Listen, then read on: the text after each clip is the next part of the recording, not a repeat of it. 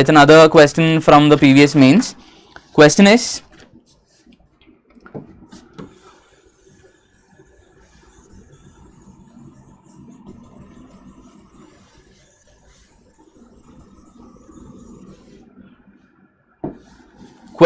how did the colonial rule affect the tribals in India, and what was the tribal response to the colonial oppression? Okay, so again we'll talk about the different ways in which we can try the intro. We'll start with intro, conclusion, then we'll go to the body. It's also a way of brainstorming the answer, like how do we start the introduction, how can we conclude, and then in the body how do we divide, what are the elements asked in the question, how do we divide it accordingly, and what are the elements that can be added into the question. So introduction, how did the colonial rule affect the tribals in India, and what was the tribal response to the colonial oppression? So we can start with something like the tribals were affected asymmetrically, or the impact of colonial policies in India. The impact of colonial policies on tribals in India was asymmetric in nature, with the response or the impact being different in central India, islands, and in northeast India, and in other parts of India, something like that, noting the asymmetrical impact, or something as to like why it is important, like why was there a recent event, was there a recent comment or a note or an event that again sparked interest on this issue. That could be a possible this thing. And alternatively, you can also talk about how the tribal situation in India is still alarming, how we have still not reached the ideal level of equitable growth, equitable development, how there is a certain level of lagging behind in terms of socio-economic development, in terms of health, in terms of educational attainment, in terms of other factors. So we are talking about, we can set the stone, we can set the stage in terms of the status, like why is it important, why colonial oppression or the role of colonial rule had a major role in the tribal development still lagging behind. Or you can talk about how the impact was asymmetrical in nature in different parts, in different communities of India. So that is the introduction, that can be a possible introduction. And what is the conclusion? So conclusion, again, the body asks for the colonial role, how it affected the tribals in India, and what was the tribal response. It's a 10 marker. So you have two questions asked in the body, so you can 10 marker, 10 points, roughly 5. What was the colonial role, and what was the response, 5. And then what is the conclusion? Introduction was the context or something, why is it important. Conclusion can be like we have spoken about the colonial role, we have spoken about the tribal response, but still as a question that has come in civil service exams, I think the conclusion should always be positive, should be forward looking somewhere, even if the solution is not asked. If in the conclusion at least you can provide some solutions, like going forward what more needs to be done in terms of how do we bridge the tribal development gaps that have been fueled by colonial rule and still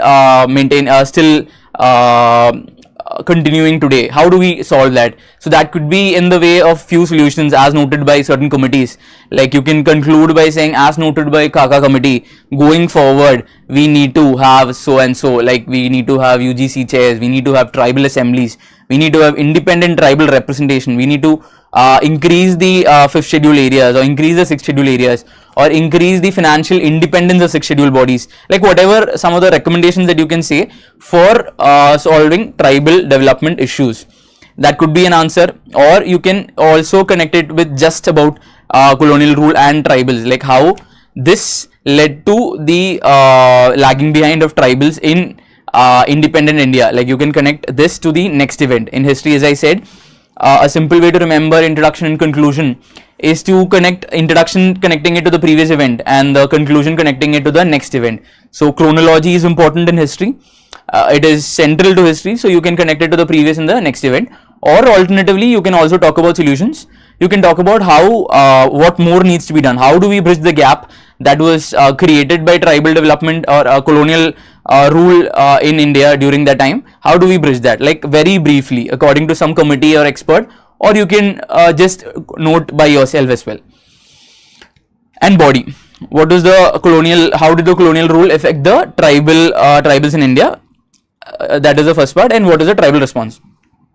So how did the colonial rule? One could be like, we just brainstorm. How did it affect? Like, one was the colonial land policies, like the Land Acquisition Act of 1894, or the second is the forest policy, like tribals, the nature man spirit complex, or the tribals were always living in union with the forests, with the environment, with the surroundings. So that was infringed upon by the colonial policies, like the forest policy of 1927, that brought about the concept of eminent domain. The state can take away a lot of land, the state can take away a lot of the property if it needed, and the colonial rule tried to exploit it for the betterment of the colonial rule in general, for perpetuating the colonial rule in India. The introduction of middlemen, the introduction of dikus, what they called as dikus or outsiders, or the introduction of new zamindars, or the introduction of new outsiders into tribal land, how that affected tribal response. So one is the land policy, quoting the 1894 Act or some other act. Second is the forest policy, like the 1927 Act, how that introduced a new bureaucracy, forest bureaucracy in India, how that affected tribals. Or thirdly, it could be how it impacted in an economic manner, like how it brought about new outsiders, how that brought about forced labor, something like the Bega system or Huli system or Hali system in Jaipur in Rajasthan. Like all the examples that come to your mind, you can add after quoting the argument. So first you note the point, that is the argument, then you substantiate that point with the example or with the law that was there in the colonial time or something relevant to that point. Another could be the cultural barriers, cultural impact of colonial rule. For example, the Nishis of Arunachal Pradesh, they had bison sacrifice. They had a lot of cultural traditions that were affected by colonial rule, by colonial imposition or colonial cultural imposition that affected many of the tribes. So that is not just the Nishis. You can quote whatever example comes to your mind. The colonial rule had a major cultural impact on the tribes of Northeast. For example, the role of missionaries that affected the cultural listing. For example, some of the experts, some of the anthropologists have noted that many of the tribal societies have divided into two in terms of people who have converted into Christianity, people who have not converted into Christianity. So that could be a cultural impact. Fifthly, the tribe caste continuum, the process of tribe caste continuum increased. For example, even not just Christianization of tribals, the Hinduization of tribals, what the sociologists call has Sanskritization or Hinduization, or many of the other religions, formal religions that were there in the rest of India, that also came closer to tribal religions, and that also impacted the cultural traditions of tribals in general. And you can quote examples of the Gonds getting Hinduized to a certain extent, how, for example, quoting some expert or quoting, if you come to know of some value addition, and that is a cultural impact. And then you have other impacts as well, how the rent policy, that is the land policy itself separately, a specific point within the land policy, how increased land rent hikes caused the Kuruchiya strikes in tribal Wayanad area, the Paishiraja revolt that had the tribal Kuruchiyas also in participation there. So you can quote that as well, connecting it to the rent policy, to the land policy, land policy of the colonial rule, how that affected the tribal this thing. And then you can talk about how the different administrative structures of the tribals were affected. For example, the Santals have the Manji system, the Oraon Pada system, how the different tribes have different political structures. Some could be a tribal headman, some could be a village group of elders, some could be like a system like the big man. So something of that sort were there in different tribals of India, different tribes, especially different systems in central India, different systems in islands, different systems in the northeastern regions of India. So anything that comes to your mind, whichever example that you have, you can quote. And then another response was another issue was the like some sociological processes like tribalization or Sanskritization, increased Sanskritization, or loss of tribal heritage, loss of tribal independence, how the independence of tribal women got impacted, or all of that, how political structures like different state governments, different regional governments, different local self-governments, which were created by the colonial rule as well, affected the tribal culture and tribals in India. And second part talks about the tribal response to India. So tribal response to in India can also you can talk about it in different terms. Like especially in the islands of India, the colonial rule was generally isolationist in nature. They try to isolate the different island regions. So, for example, we have the Sentinelese in Andaman, etc. Like the colonial approach to the island tribals was, in general, a little bit of assimilation and a lot of isolationism. But the tribal or the colonial approach towards the tribals in central India, because that was where most of the industrial belts of India, the large amounts of iron, large amounts of steel, all of that production happened. So there the colonial approach was a little different. There the approach was that of assimilation. They try to encroach upon the lands, they try to encroach upon the cultural domains of tribals and other indigenous communities, and there the response was different. So the response in central India was like, one was the direct confrontation by, you can quote the examples like Coal Mutiny 33, or the Santal Mutiny 1855, or the Birsa Munda Ulgulan 1899 1900, or other examples whichever come to your mind. So that is another example, that is another point. Like one was the direct confrontational response by the tribals. Second was the tribal response was one of assimilation, like they got assimilated either forcefully or getting influenced, and getting Christianized, getting Hinduized, getting culturally and politically influenced by other policies of the colonial rule. So that also you can quoting the northeastern region, where although there were confrontational responses as well, like you have certain Naga responses, you have certain responses, mutinies as well, but there were other kinds of responses as well. And then so the responses can be in terms of those, and then there were other responses like during the Indian independence movement. You had the Gandhian response also coming up from the tribal regions of India, being at the famous Naga queen from northeastern India, like the other Oraon movement or the Oraon Bhagat movement. You had a lot of responses which had the influence of Gandhian ideals. So that was also one of the responses. Then you had a few, like although the major impact of colonial rule was negative, to make it a little more holistic, you can also talk about how this increased the visibility of certain cultures, like certain cultures in the at least in the post-independent India. So you can talk about how the Warli culture became a little more common or a little more famous.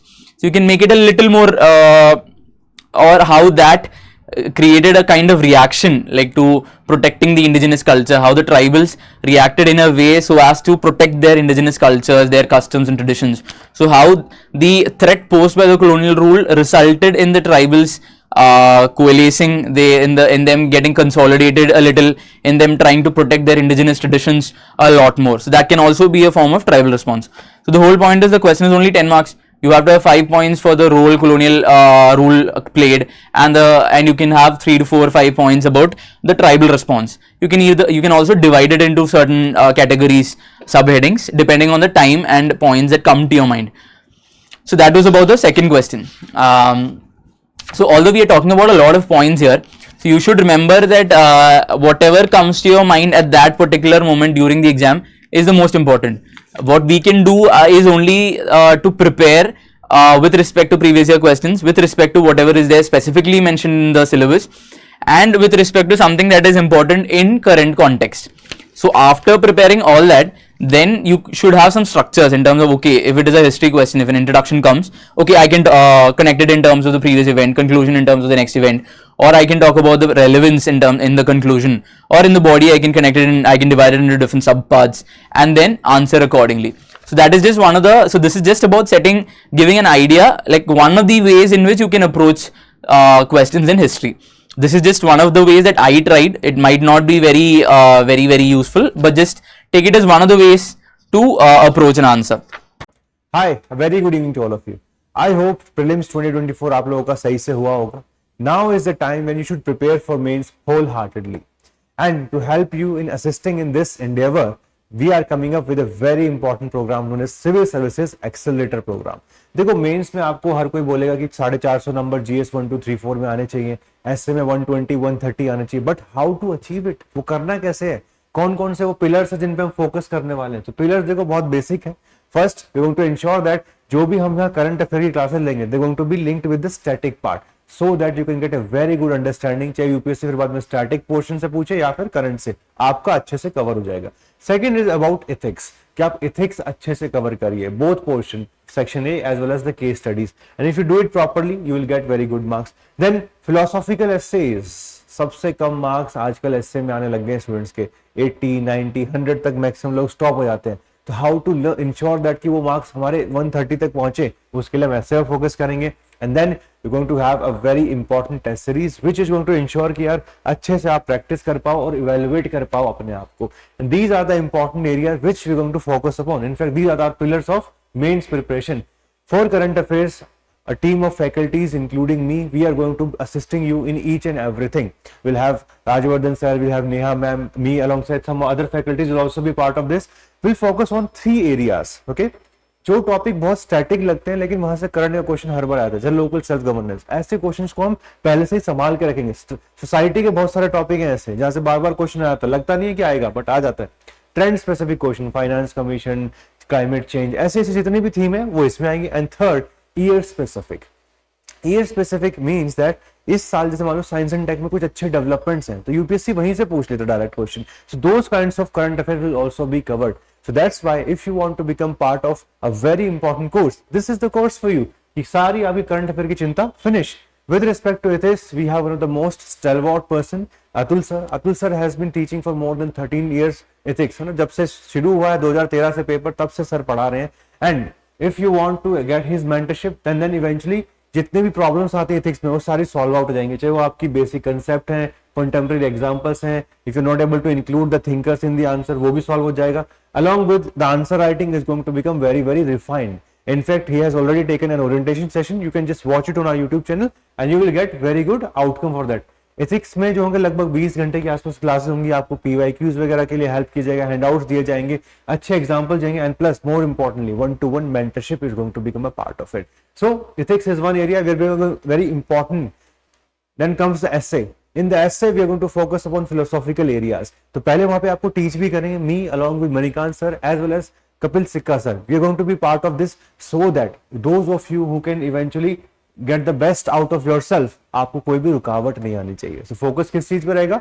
Coverage of all the important themes which are there in the PYQs, और सबसे ज्यादा focus philosophy पे ही करेंगे. Then handouts दिए जाएंगे, आपको expert faculties के साथ 1-to-1 मेंटरशिप भी कराई जाएगी. And as a result of this you can score very high in the essay. लगभग 25 से 30 घंटे की क्लासेस होंगी, comprehensive handout, compilation, worksheet, 1-to-1 mentorship, सारी चीजें आपको अच्छे से दी जाएंगी. And if you are able to achieve it, make sure that कि आप तरीके से उसको यूटिलाइज करें एंड फाइनली आउटकम लेके आए मेंस के अंदर.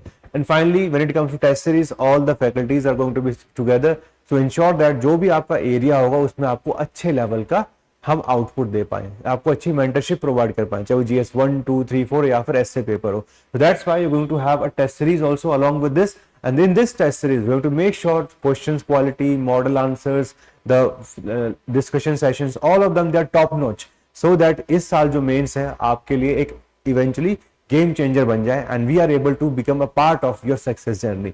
This is the objective with which we are starting this program, and this program is going to be very very useful for all those students who are eventually becoming part of the mains for this year. अभी prelims का result आने वाला है, so let us hope majority of you have worked very hard, आपका final call आ ही जाए.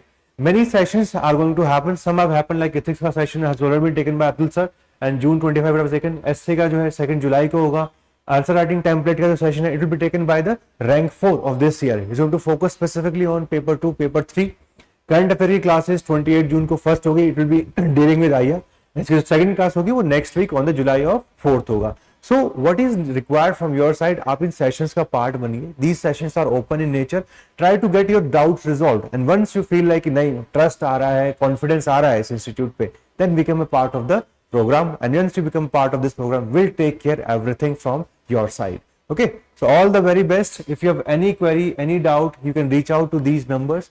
These numbers, if you dial, you'll get the link to our counselors and they will help you out in understanding. if कोई detail में आपको लगता है कोई issues लग रहा हो कि भाई ये मुझे समझ में नहीं आया अच्छे से, they will help you out with respect to that also.